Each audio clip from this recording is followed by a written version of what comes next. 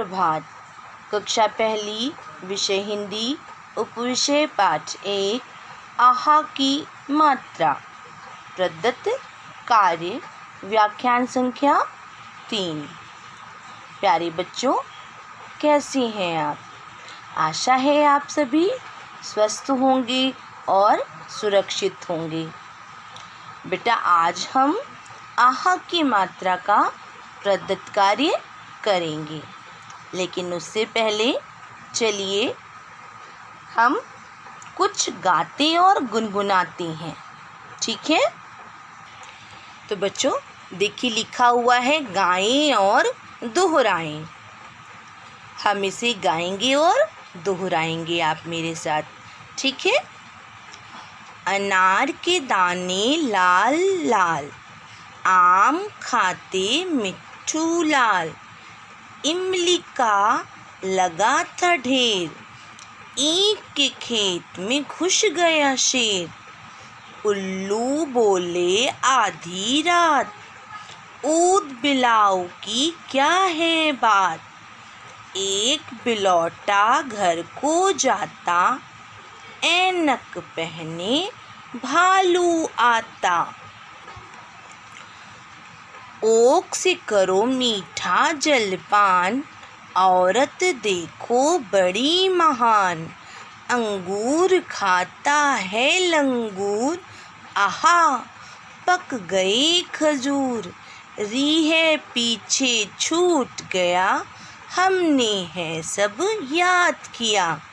तो बेटा, हमने देखिए अभी कितनी आसानी से गाए और दोहराए पाठ को पढ़ लिया है ना।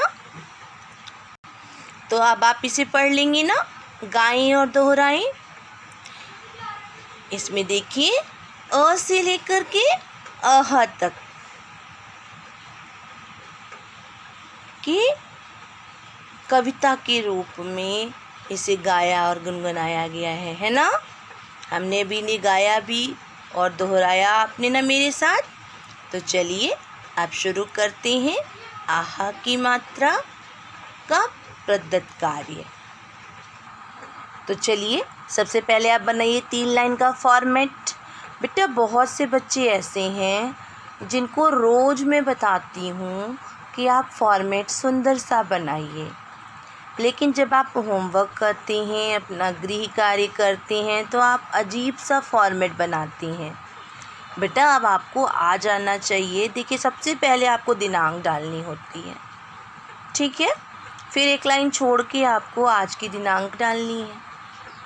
यहाँ आप डालेंगे पाठ 1 और फिर एक लाइन छोड़ेंगे, उसके नीचे लिखेंगे आहा की मात्रा।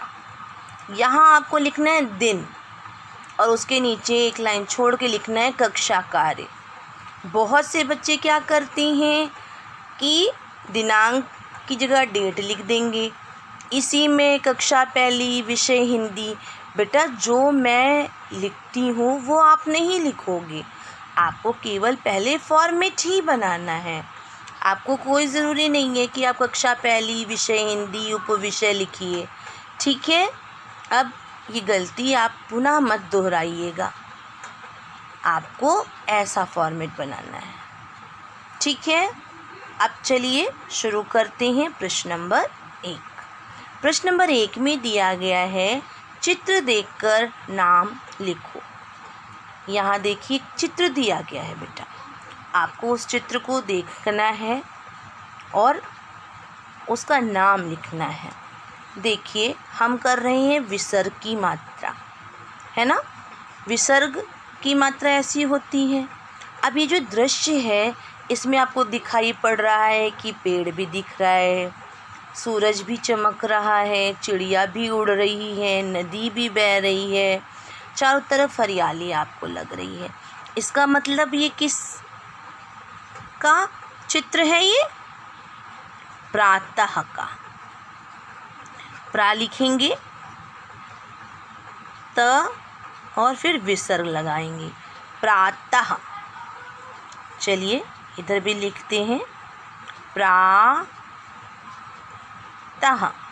प्रातः, ठीक है बेटा। अब देखिए दूसरा चित्र देखिए, दूसरा चित्र किसका है? आपने बुक में भी देखा होगा, एक छोटी सी लड़की दोनों हाथ जोड़कर खड़ी है। इसका मतलब वो नमः कर रही है। क्या कर रही है? नमः।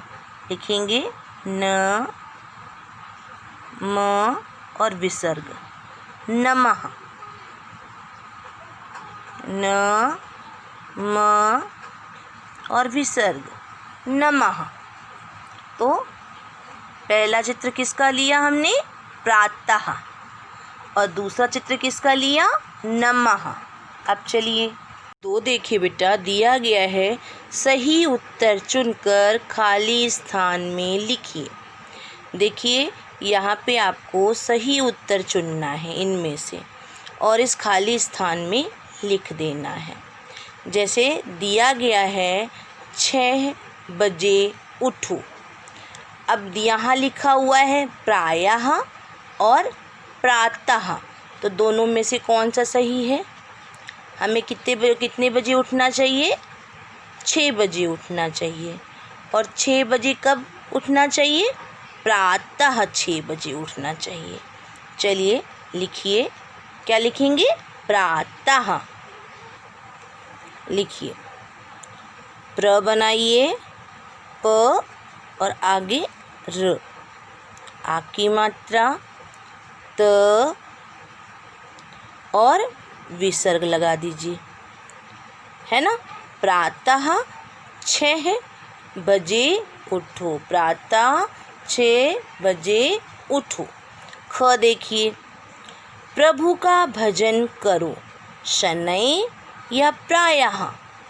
हमें प्रभु का भजन करना चाहिए। कब करना चाहिए? प्रायः। लिखिए प्राय, लिखिए और विसर्ग लगा दीजिए।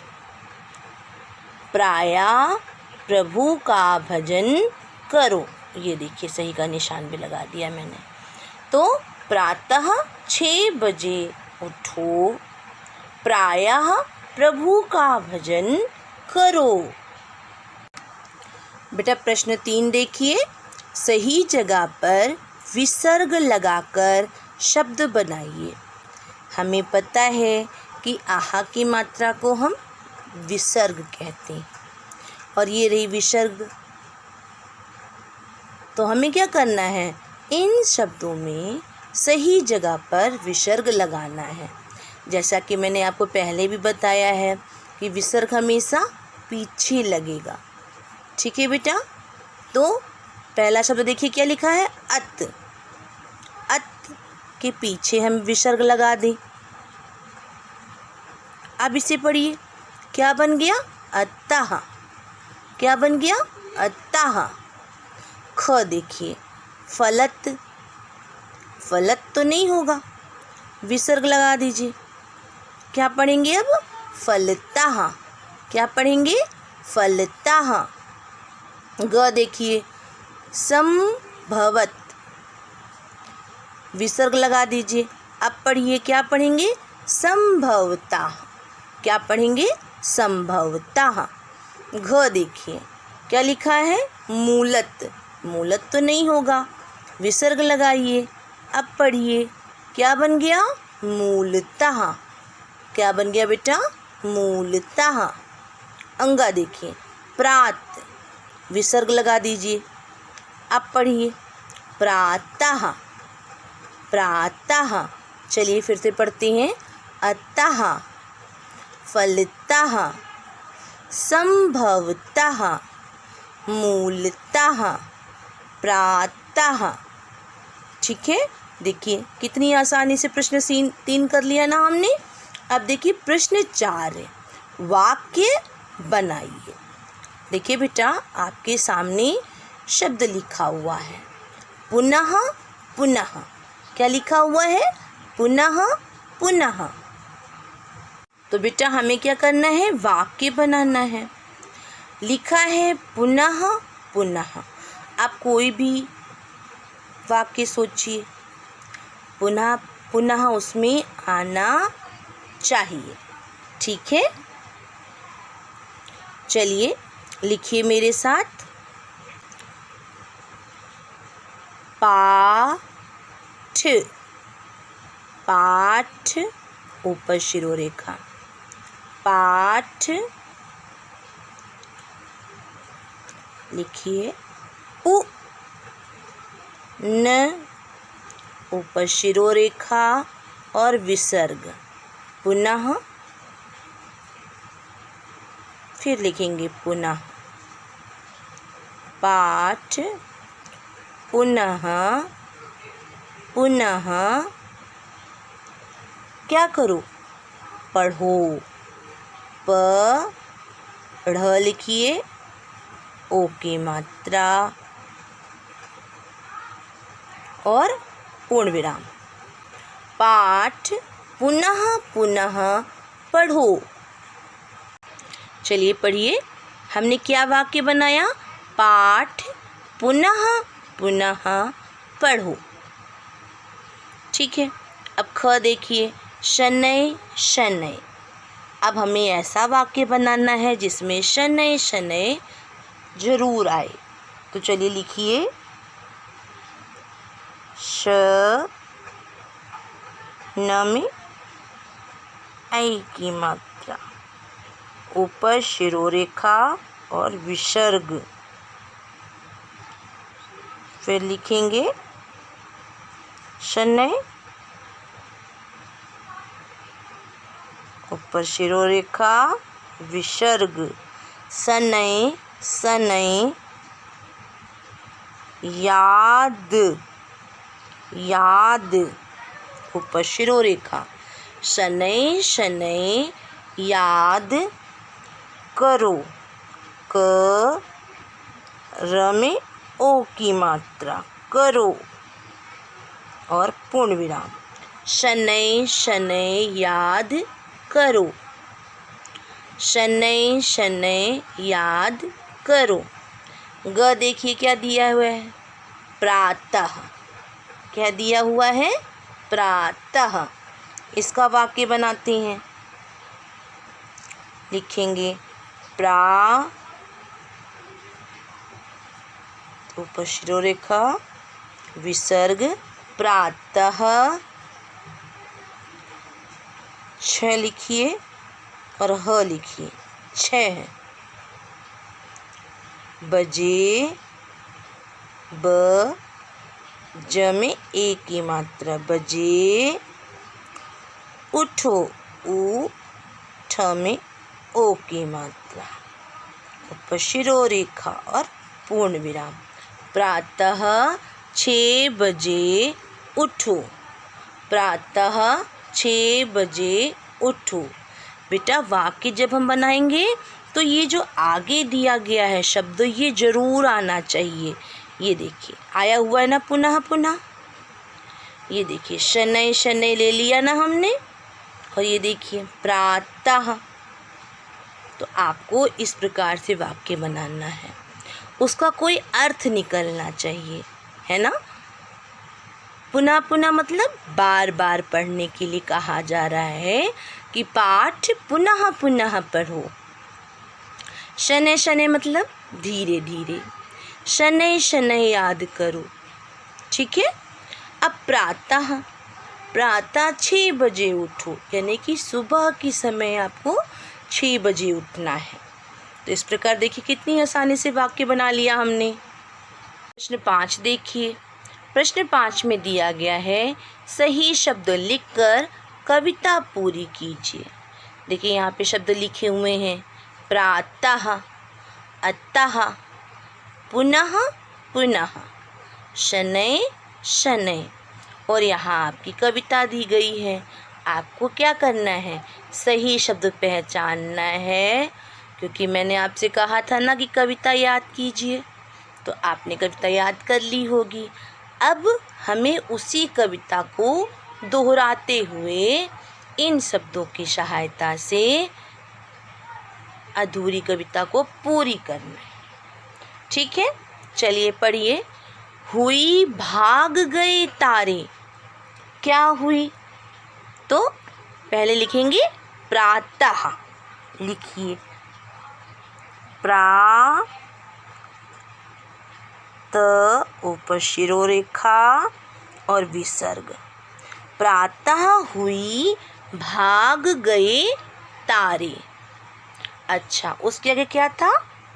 उठो मुख धो लो प्यारे। तो अब क्या आएगा यहाँ पे?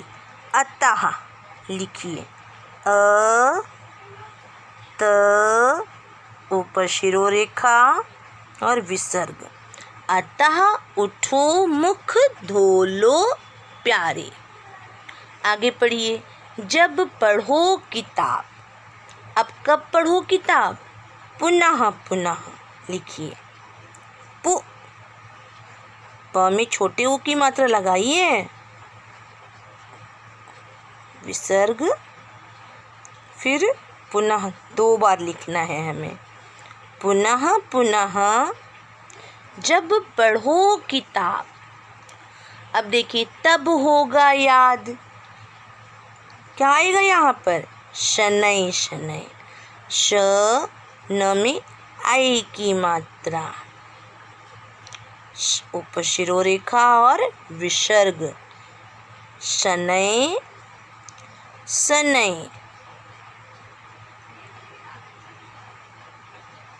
ये देखिए, शनै शनै तब होगा याद। तो हमें क्या करना था?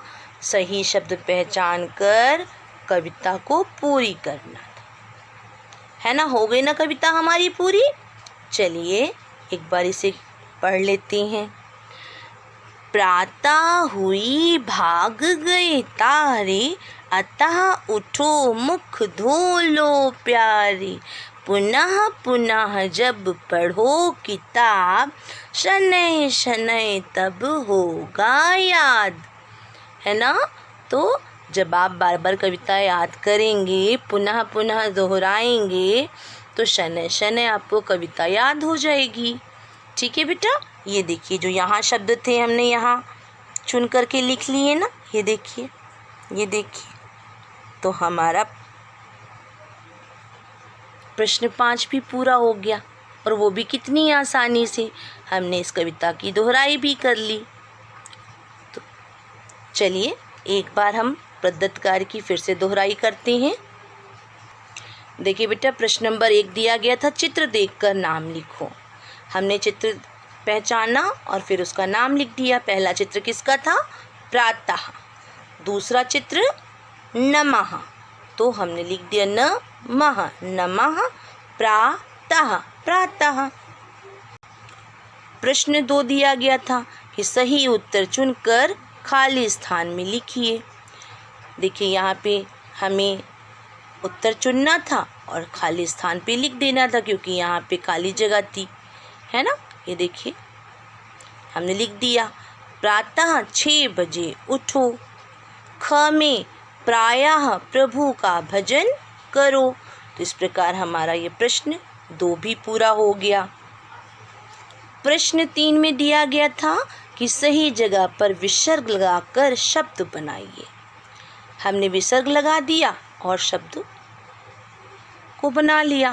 पहला शब्द बना अतः, दूसरा फलतः, तीसरा संभवतः, चौथा मूलतः, पांचवा प्रातः। प्रश्न 4 दिया गया था कि वाक्य बनाइए। पहला शब्द दिया गया हमें पुनः पुनः। हमने वाक्य बनाया, पाठ पुनः पुनः पढ़ो। ख दिया गया था शनै शनै। हमने वाक्य बनाया, शनै शनै याद करो।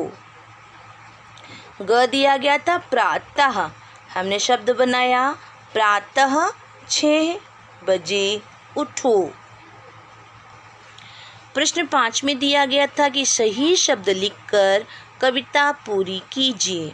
हमें यहाँ से सही शब्द का चुनाव करना था और अपनी कविता को पूरी करना था।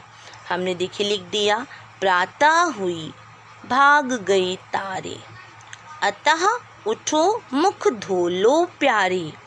पुनः पुनः जब पढ़ो किताब, शनै शनै तब होगा याद। तो इस प्रकार से बच्चों हमने प्रश्न 5 भी कर लिया और कितनी आसानी से कर लिया। बेटा आपको ऐसे ही ध्यान से समझ करके प्रदत्त कार्य को करना है और इसे एक बार पढ़ना भी है, क्योंकि आपकी कक्षा परीक्षा होगी ना, तो ऐसे ही प्रश्न आएंगे आपके सामने जिन्हें आपको समझ के करना होगा, क्योंकि छोटी सी गलती आपके मार्क्स को कट करवा देती है, आपके नंबर कट हो जाते हैं फिर। और मैं नहीं चाहती कि मेरे किसी भी बच्चे के एक भी मार्क्स कटे। तो उसके लिए क्या करेंगे आप? ध्यान से पढ़ेंगे, समझेंगे। अब विसर्ग लगाना है तो विसर्ग ध्यान से लगाएंगे, खाली जगह लिखनी है तो खाली जगह में सही शब्द का चुनाव करेंगे। ठीक है? तो जब आप ध्यान से करेंगे तो आपका कार्य सही होगा। अब आज का गृह कार्य।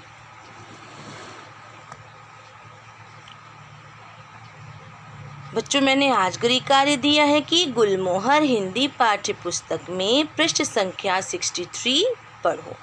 आपको क्या करना है? गुलमोहर हिंदी पाठ्य पुस्तक में पृष्ठ संख्या 63 को पढ़ना है। ठीक है? आशा है आपको आज का वीडियो पसंद आया होगा। आप हमारे चैनल को सब्सक्राइब कीजिए, वीडियो को लाइक कीजिए। धन्यवाद।